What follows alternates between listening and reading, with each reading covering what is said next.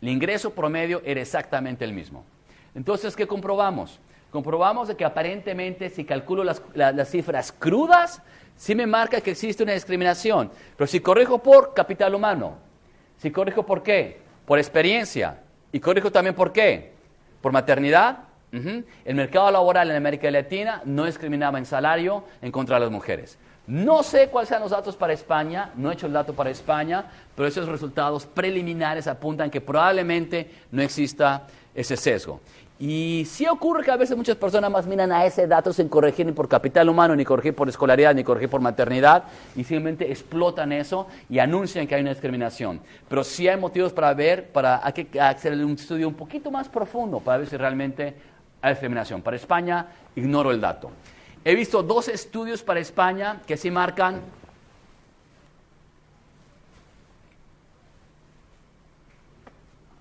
pásate para acá. ¿Eh? No, estoy hablando de la fila de adelante. Vete para acá, ¿sí? Vale, sí, gracias. Por favor. Vale.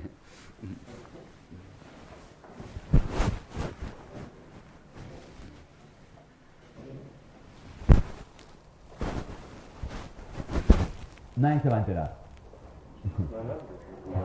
Estoy tapando el micrófono. Vale, seguimos. Gracias. Ok, entonces he visto 2 estudios para España que sí enfatizan la hipótesis de que hay una discriminación laboral en el mercado de España, pero ninguno de ellos corrigió ¿por qué? Por diferencias en experiencia, por maternidad. Entonces yo no sé si hicieron esa corrección. La hipótesis de discriminación en el mercado laboral en España se sostendría. Pero bueno, continuamos. Voy a enfatizar aquí en esta diapositiva la tasa de paro. Como ya tenemos la intuición, ¿dónde es mayor la tasa de paro? En España, 16 ¿a qué? A 19 años. Y es altísima. Es el 56% de la tasa de paro entre 16 y 19 años. Y atención, tiene sesgo esa cifra. ¿Qué sesgo tiene de subestimarla? ¿Cuál? ¿Cuál es el más importante? Que la mayoría de esta gente a qué mercado están entrando. ¿Cuáles son las 2 subestimaciones que tengo en la tasa del paro? Uno, ¿cuál es? ¿Población qué? Desanimada. ¿Y cuál es la segunda? Subempleo. ¿Ok? Entonces va a haber un montón de gente que aquí está entrando en subempleo que simplemente entran como tasa de paro. Debe haber un montón de gente entre 16 y 19 años que simplemente trabajan 1 o 2 horas a la semana, que no entran en esta estadística de paro. Habla aquí de que el 56% de ellos están buscando un empleo, ni siquiera lo encuentran, ni siquiera 1 hora a la semana de trabajo. ¿Y en dónde entran? Aquí. Ni siquiera consiguen eso. Entonces, probablemente esa cifra de 56% está terriblemente, ¿qué? Subestimada, porque va a haber un montón de ellos que están trabajando, ¿qué? 2 o 3 horas a la semana, que marca un paro monstruoso en ese sector. ¿Dónde tengo también una tasa de paro importante? De 20 a 24 años, que tal vez no me sorprenda. ¿Dónde baja la tasa de paro? 25 a 54. ¿Y dónde baja más? 55 más. ¿Por qué cree que sea tan baja el 55 más? Porque hay tremendos costos de despido. Y si una empresa va a despedir a alguien, no va a despedir a alguien más de 55 años, porque le costaría carísimo el despido. ¿Ok? Entonces, los altos costos de despido hacen tremendamente difícil despedir a alguien de 55 más. Por lo tanto, cuando hay una recesión económica, serían los que van a sufrir un poquito menos. Por eso voy a hablar un poquito más al final. Datos. Aquí voy a enfatizar lo siguiente. Tiempo completo. Del total de ocupados, el 100%, ¿cuántos son tiempo completo? El 87%. Tiempo parcial, el 13%. Luego lo voy a ver un poquito después. El 13% comparado con otros países de Europa es bajísimo lo que tienes de tiempo parcial. Me muevo abajo en la fila y tengo contrato temporal, el 25%. España es uno de los países de toda Europa que tiene el menor porcentaje de tiempo parcial y tiene uno de los mayores porcentajes de ¿qué? De contrato temporal. ¿Por qué? Porque la manera que está construida las leyes laborales en España favorecen el contrato temporal y cesan en contra de tiempo parcial. ¿Por qué? Porque como con tiempo parcial tienes algunos tipos de derechos y si te despiden tienes que pagar un costo de despido.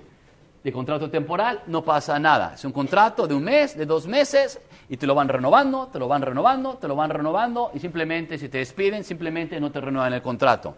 España está creciendo muchísimo el contrato temporal, castigando ¿qué cosa? El de tiempo parcial. ¿A quién estás castigando al favorecer el contrato temporal y castigar el tiempo parcial? ¿A qué sector están castigando? ¿Por género? A las mujeres. Veamos las mujeres.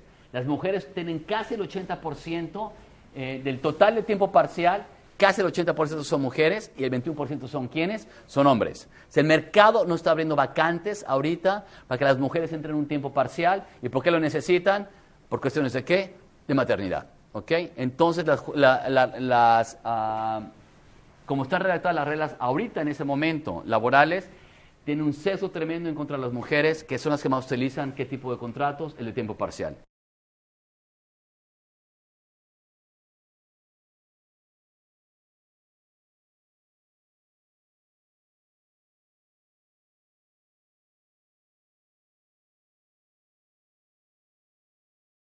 Parados registrados, seguridad social. No me sorprende, ¿no? Si aumenta el número de parados registrados, ¿qué le pasa a los afiliados al Seguro Social? Disminuyen. ¿Por qué lo pongo? Muchos países del mundo, muchísimos países del mundo, no tienen seguro. ¿No tienen seguro de qué? De paro. Y al no tener seguro de paro, no tienen qué estadística del paro registrado. Dependen solamente para conocer el número de paro, que dependen de las encuestas de población activa.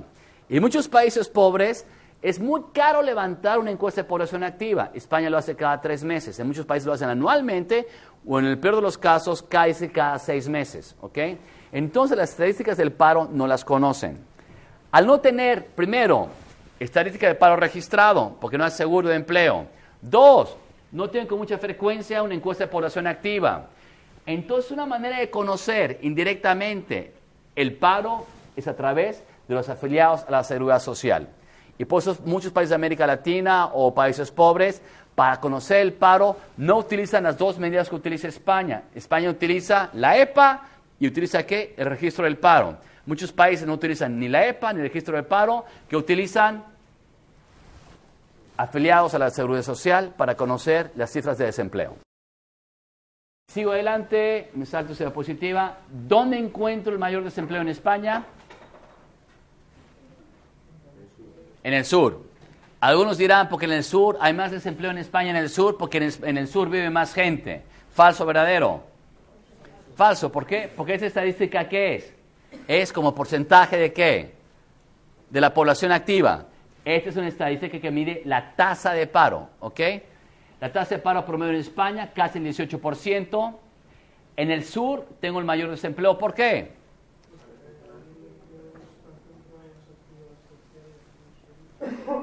Dos cosas ocurrieron en el sur, importantes. ¿Qué ocurrieron?